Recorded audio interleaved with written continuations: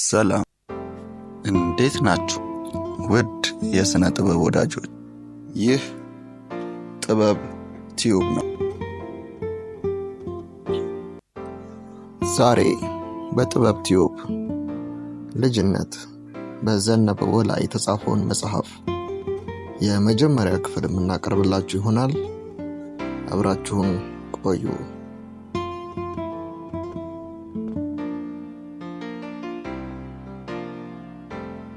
ፈጣሪና ፍጡር። አያቴ አንጥረኛ፣ አባቴ ሸማኔ፣ ወንድሞቼ ቀጥቃጭ፣ አዝማሪ ነኝ እኔ። ቤተሰቤ ሁሉ የእጅ ሙያ አላቸው፣ ለእናት አገራችን የሚያኮሩ ናቸው። ድምፃዊ ታምራት ሞላ፣ ግጥምና ዜማ ቶማስ አበበ። ፉንጋዬ ብላችሁ ልትጠሩኝ ትችላላችሁ። በሕይወቴ ለመጀመሪያ ጊዜ ያወቅኳቸው ሰዎች አባቴና እናቴን ነበር። የአባቴ ቁመናና መልክ አሁንም ትውስ ይለኛል። ዜራሞ ኢንቻ፣ ጠይም፣ አጭርና ወፍራም ነበር። አዘውትሮ የሚለብሰው ሹራብና ቁምጣ ሲሆን ብዙውን ጊዜ ሰንደል ጫማ ይጫማ ነበር። በሰንበት ቀናት ነጭ በነጭ ተፈሪ ቀድ ጠባብ ሱሪውን ይታጠቅና ከላይ ረጅም ቀሚስና ሹራብ ለብሶ በላዩ ላይ ሶሪያን ኮቱን ይደርብበታል። ነጭ በነጭ ወይም ሬዲዮኑ መልእክት ይገዛል። ዳኛው ብር ከቁበኛው የተቀበሉ መቁጠሩን አቁመዋል። ጸሐፊው ብዕሩን እንደከሰረ ያደምጣል።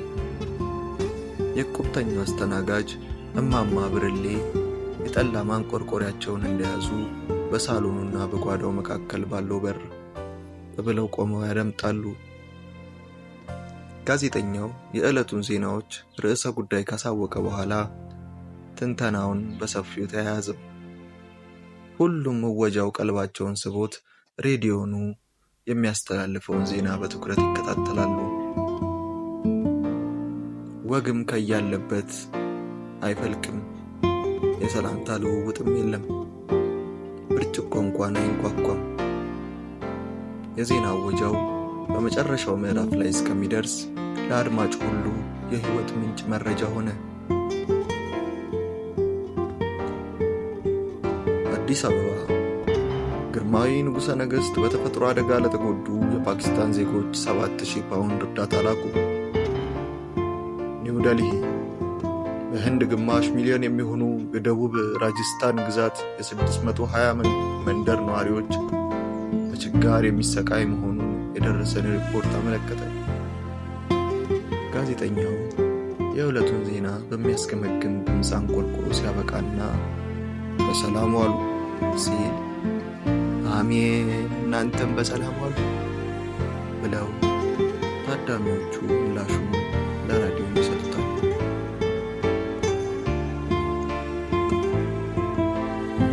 7,000 ፓውንድ 10 ብሩ 1 2 ተብሎ 7,000 ፓውንድ ሞልቶ ነው የተላከው። አባቴ በጣም ግር ብሎ ጠየቀ። ቢሆንስ ምን ችግር አለው? ሀገራችን ማሩን ወተቱን ታፈልቃለች። ከዚያ ላይ ቆንጥሮ መላክ ነው አሉ የቁቡ ዳኛ። አቶ ዜራሞ ፓውንድ እንጂ ባውንድ እኮ አይደለም ያለው። አሳምነው። ፓውንድ የእንግሊዝ ገንዘብ ነው። አንዱ ፓውንድ ወደ እኛ ገንዘብ ቢመነዘር በትንሹ 5 ብር ሊሆን ይችላል አለ የቁቡ ጸሐፊ በዋቂ መንፈስ። ኃይሉ እሱስ ቢኖር አይደል? ብቻ እግዚአብሔር ከዚህ ማለት ይጠብቀን አለ አባቴ።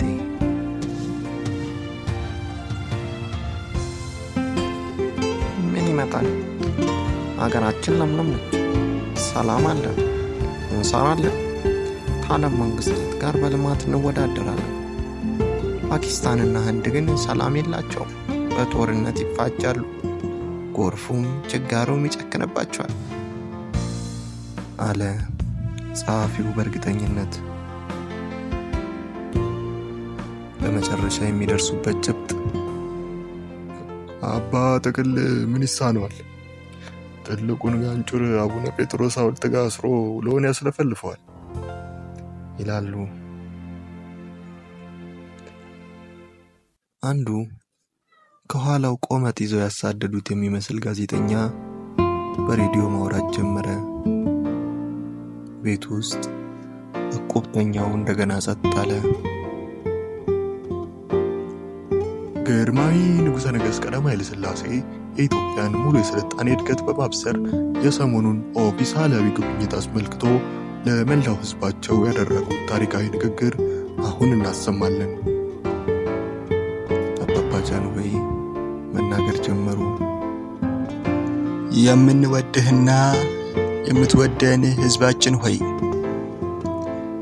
የተደረገልን የወዳጅነት ጥሪ መሰረት ያደረግነውን ረጅም የጉብኝት ጉዞ ፈጥመን በልዑል እግዚአብሔር ቸርነት በምናፍቀውና በሚናፍቀን ሕዝባችን መካከል ተመልሰን በመገኘታችን እጅግ ከፍ ያለ ደስታ ተሰምቶናል። ትልልቆቹ ሰዎች ፈገግ ብለው ሙሉ ትኩረታቸው በአባባ ጃንሆይ ንግግር ተይዟል።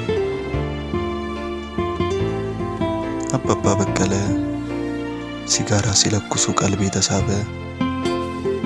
አንዴም ሳይስቡት አመዱ እየረዘመ ሄደ። እሳቸው ሙሉ በሙሉ ጆሮ ሆነዋል። አባባ ጃንሆይ አሁንም እየተናገሩ ነው። ከዚህ ቀደም ካደረግናቸው ጉብኝቶች በተመለስንበት ጊዜ የተደረገልንን መልካም የወዳጅነት አቀባበልና ያሳደረብንንም ስሜት ገልጠንላችሁ ነበር። በአሁኑ ጉዟችን ከጎበኘናቸው አገሮች መንግስታት መሪዎችና ከህዝቦቻቸውም የተደረገልን አስደናቂ አቀባበልና የተገለጠልን እውነተኛ የወዳጅነት ስሜት ለእኛ ብቻ ሳይሆን ለመላው ኢትዮጵያ ህዝብ ጭምር ስለሆነ የደስታችንን ስሜት ልናካፍላችሁ ወደድን። የአባባ በቀለ ሲጋራ ልትከስም ቁራጯ ላይ ሲቀር ጣታቸው ቅጥል አደረገቻቸው። ልክ ጉንዳን እንደነከሳቸው ሁሉ ከጣታቸው ወደ መሬት ጥለዋት በጫማቸው አወደሟት። አባባ ጃንሆይ አሁንም እየተናገሩ ነው። ምድረ ግብፅን ከረገጥንበት ጊዜ አንስቶ በየሄድንበት ስፍራ ሁሉ ከመንግስቱ ባለስልጣኖችና ከህዝቡ የተደረገልን ከፍ ያለ አቀባበልና የተገለጠልን ከልብ የሆነ የወዳጅነት አስተያየት ከፍ ያለ የደስታ ስሜት አሳድሮብናል። እስካሁን አብሮን የነበረ አንድ የኮሌጅ ተማሪ ምንም ሳይል ብሎ ወጥቶ ሄደ። አባቱና የዕቁቡ እድምተኞች በመገረም አንዴ ቀና ብለው አይተውት እንደገና ጆሮአቸውንና ቀልባቸውን ወደ ራዲዮ መለሱ። አባባ በቀለም ሌላ ግስላ ለኮሱ።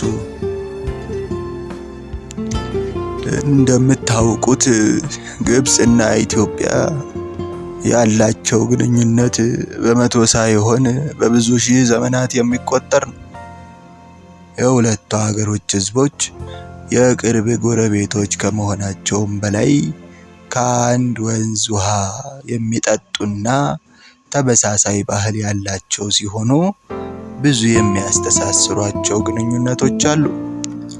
እማማ ብርሌ የቀዱትን ሻይ ለዕቁቡ ጸሐፊ ቀስ ብለው አቀበሉት። በዝግታም ተቀበላቸው። በማንኪያ ስኳር እየሰፈረ ሻይ ውስጥ ይጨምራል። አፌን የሚጣፍጥ ምራቅ ሞላው።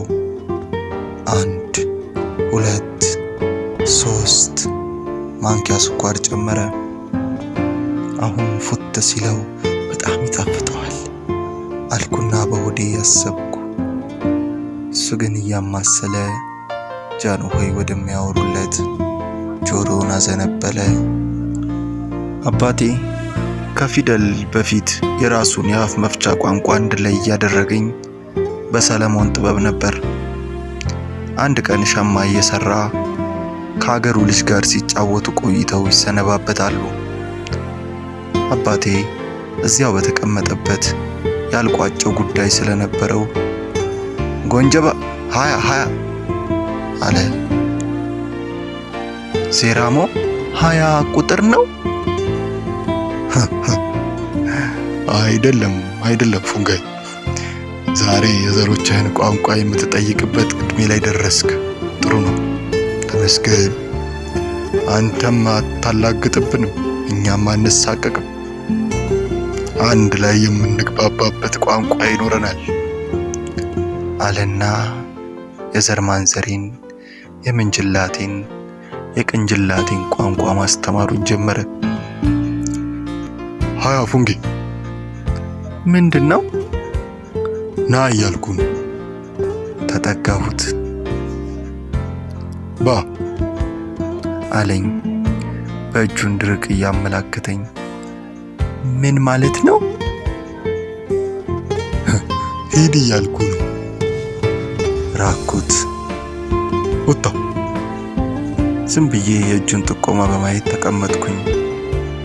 ትክክል፣ ተቀመጥ እያልኩ ነበር አለና የመምህርነቱ ውጤት ስላረካው ፍንድቅ አለ። በየዕለቱ የሚያስተምረኝን ቃላት ግጣጥሜ በደንብ መናገርና ማድመጡን እየቻልኩበት ሄድኩ። እናቴም በአስተማሪነቱ ትሳተፋለች። በዚህም ጥረታቸው በአጭር ጊዜ ውስጥ ቋንቋው እየተዋሃደኝ መጣ። በዚህ መልክ ከቤተሰቤ ጋር በዘሮቻችን በጋሞ ቋንቋ መናገር ተሳካልኝ። አባቴ ለልጅ ተረት ማውራት አያውቅበትም። ጨዋታን ጨዋታ ሲያመጣው ተረቱን አእምሮ ለወጉ በሚስማማው መልኩ ያፈልቅለታል።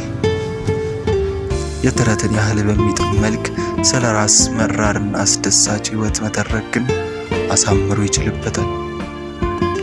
በዚህ የማሳደግ ዘዴው ገና በልጅነቴ ነበር አባቴን በደንብ ያወቅኩት። በአባቴ የሽመና ሥራ መችነት ብዙውን ጊዜ የምናሳልፈው አብረን ነበር።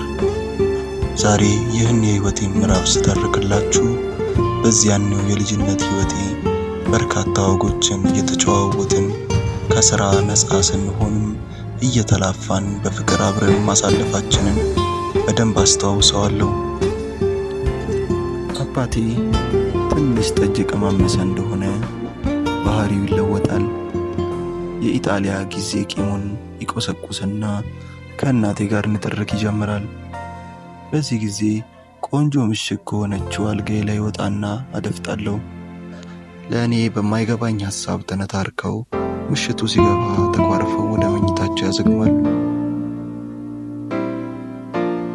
ሕይወት አንዳንዴ መራር እንደምትሆን እየገባኝ የመጣው በዚያው በጨቅላነት ዕድሜ ነበር።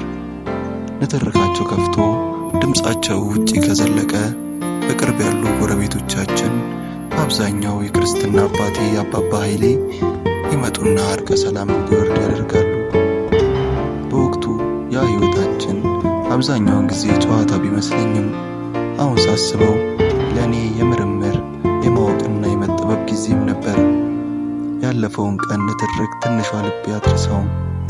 አባቴ ግን ረስቶት በሚቀጥለው ቀን ከወገቡ በላይ ራቁቱን ሆነና አልጋ ላይ በደረቱ ተኝቶ ጀርባዬን ንቀቀኝ ይለኛል።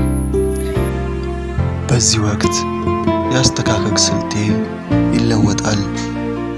አባቴ አሁን እሱ ጋር ሲለኝ ያልበላው ጎኑ ላይ ያከዋለሁ።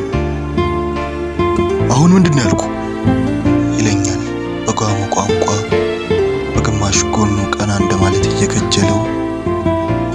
ለእናት አግዘ ነው እረፍ ይለኛል። አባቴ ጋሼ አንተ አይገባህም፣ በእኔና በእሷ መካከል አትግባ ብሎ ገስጦኝ ተመልሶ ይጋደማል። ጋሼ ሲለኝ ሁሌም በማላገጥ ስሜት ነው። እኔ ግን ያገባኛል በሚል ስሜት የበላው የጠጣሁትን ያህል ጀርባውን ቡጥጥ አደርገዋለሁ። ዋይ ብሎ ዘንሎ ይነሳል።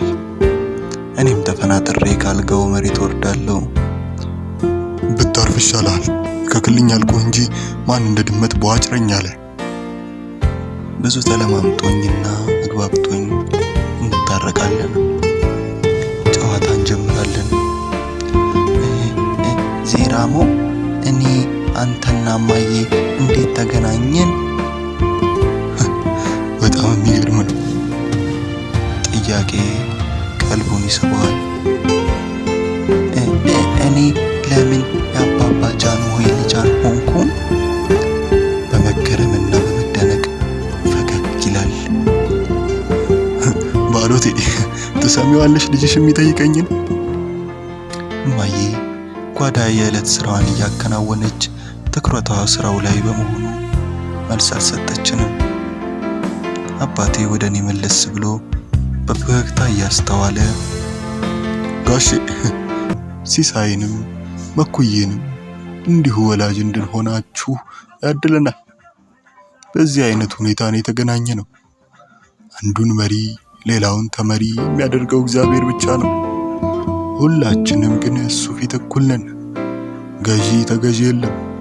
ሁላችንም የእሱ ፍጡራን ነን እያለ ከኩያው ጋር እንደሚያወጋ ሁሉ ትንታኔውን ይጨምርበታል። እናቴ የእግር ውሃ ሙቃ በሳህን አድርጋ ሰጠችን። አባቴም ቀና ብሎ እያወጋኝ ለመታጠብ እግሩን ሳህን ውስጥ ጨመረ። ዋ ምን ነው ባሎቴ፣ ዶሮ ነኝ እንዴ? በይ ቀዝቃዛ ውሃ በርጅልኝ። እየሳቀች በረዘችለት። የኔን እግር መጀመሪያ አጠበ፣ የራሱንም እየታጠበ ይኸውልህ የኔ ጎረምሳ፣ በዚህ ሁኔታ ነው የተዋወቅነው። ዜራሞ አቤት ብዙ ነገር ታውቃለህ፣ ግን ስንት ዓመት ነው? ጋሼ እውነቱን ልንገርህ፣ እናትህ ታላቂ ነች አለኝ።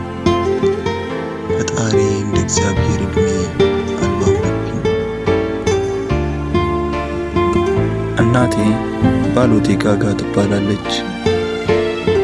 እማዬን እምዬ ማርያም ፊቷ ላይ በርካታ ቦታዎች ላይ ስማታለች።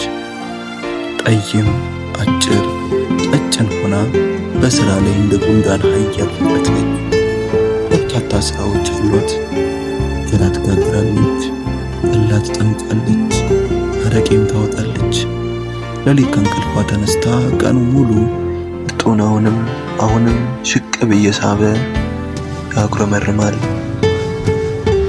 ንፍጥህን ትመጋለህ፣ እንክበልና አውጣ፣ አይዞ ይታካልሃል ብላ ሴምላ ልንገስጠው ወደ ቀጢሳው ዞራ አንተ ድባ ነው የምታሸንፈኝ እንዳይመስልህ፣ ብታርፍ ይሻልሃል።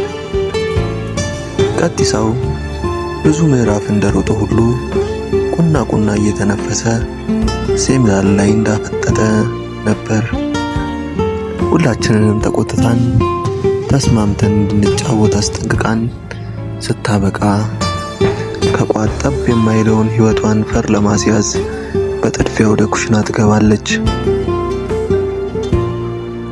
እናቴ የፈለገውን ያህል ትኩረቷ ስራ ላይ ቢሆን ሁሌም እኔ በሷ እይታ ውስጥ ነኝ። እግርህን ሰብስብ፣ ወሸላ እየታየ ነው፣ አራፈን ደግሞ እንዴት ነው የምታደርገው ብላ ገስጣኝ ጓዳ ትገባለች። እንዲህ ከወዲያ ወዲህ ቱር እያለች እንዴት እንደምታየኝ እየገረመኝ ሳለ ወዲያው ደግሞ አንድ ነውር የምትለውን ነገር አደርጋለሁ። እንዴት እንዳየችኝ አይገባኝም።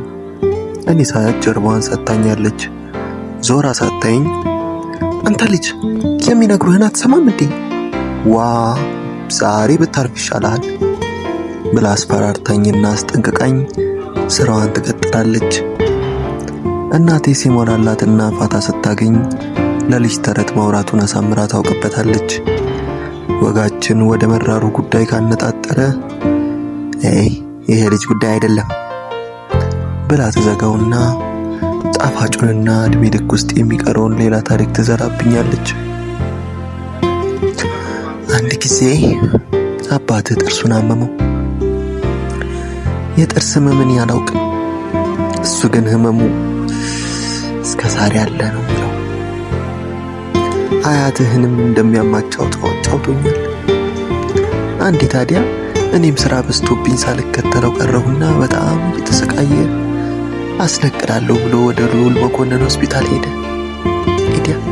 የኔ ስራ ሸማኔው ወንዝ ጥርቅ አድርጎ እየወሰደው እኔ ቤቴ በሆን ኖሮ አንዴ ወረውር ነበር ይላል።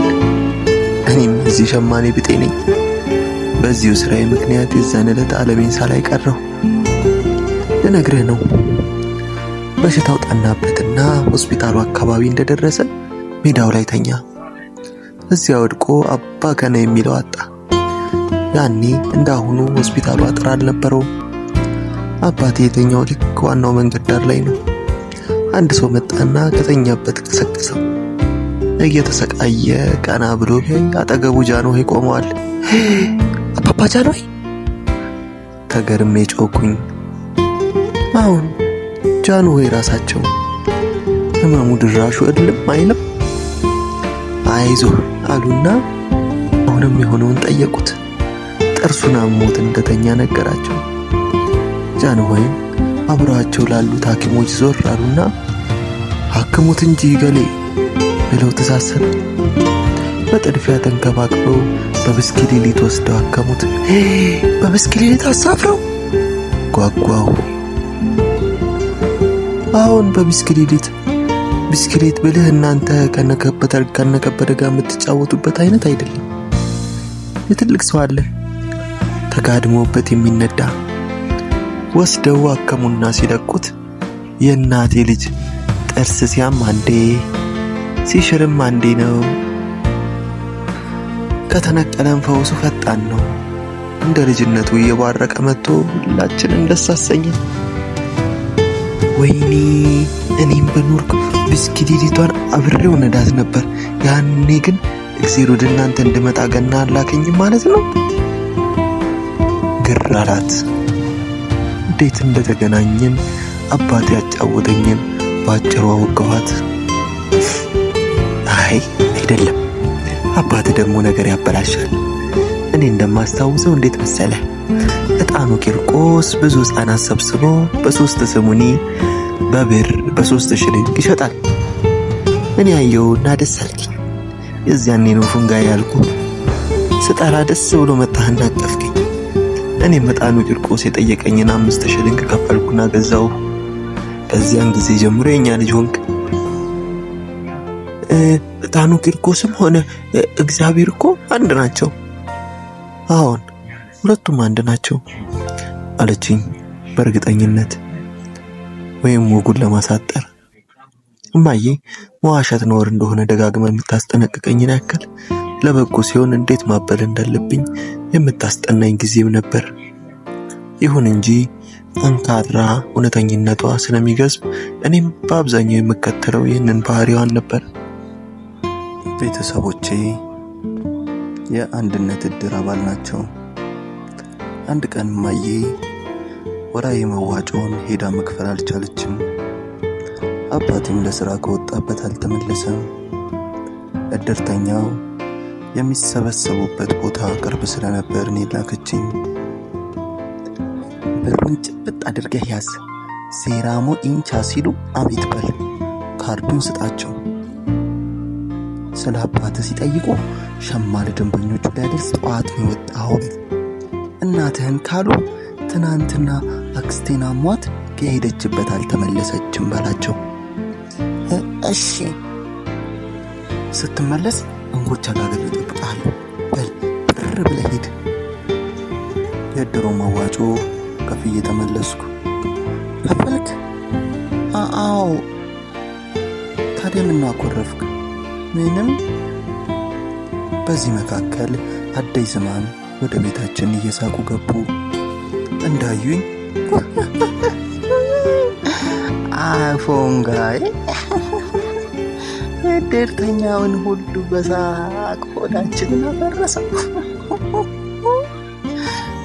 በምን ምክንያት አለች እማዬ ትንሽ ፈገግ ብላ አይደ ዝማምን እያየች።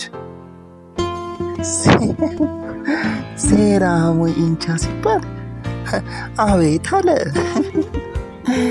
አባቱን ሲጠየቅ ሻማ ሊያደርስ ከሄደበት አልተመለሰም ማለት። እናትህስ ቢሮት አትናገር ብላኛለች እንጂ ቤት ውስጥ አረቄ እያወጣች ነው።